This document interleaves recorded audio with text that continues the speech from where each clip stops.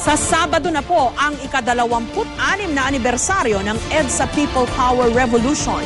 Ang mapayapang pagtitipon ng libo-libo nating mga kababayan na nagpatalsik sa dating diktador at Pangulo Ferdinand Marcos. Muli namang binalikan ng isa sa mga sikat na personalidad ng People Power ang mga pangyayari bago ang pag-aaklas. Nakiangkas sila kay Jay Taruk. Pebrero 1986. Hindi makalilimutan ang pagdagsa sa EDSA ng milyong-milyong Pilipino para labanan ng rehimeng Marcos. Isang mapayapang revolusyon ang naganap na nagpakilala sa Pilipinas sa buong mundo, ang EDSA People Power Revolution.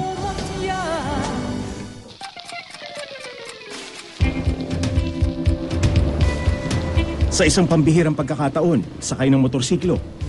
Binilikan ng dalawa sa pinakamataas na pinuno ng AFP noon ang daang tinahak nila sa likod ng tagumpay sa EDSA.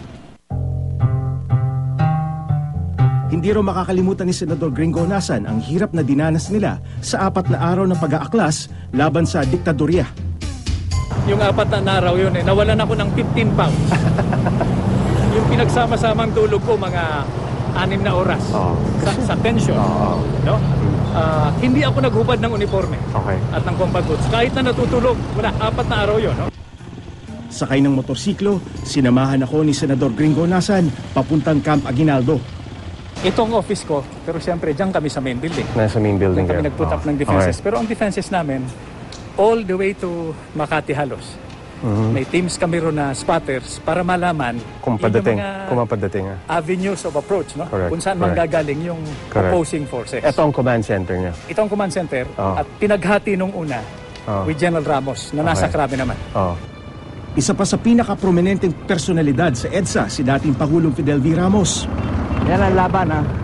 Sa isang pambihirang pagkakataon, nakiangkas sa aking motorsiklo ang dating Pangulo patungo naman sa Camp Crame. How did it feel like na millions of people were supporting you during those days? Well, of course, we were very happy, but we were still on guard throughout all that time until Marcos finally left night of the 25th. 1, 2, 3, hey! Jay Taruk, GMA News.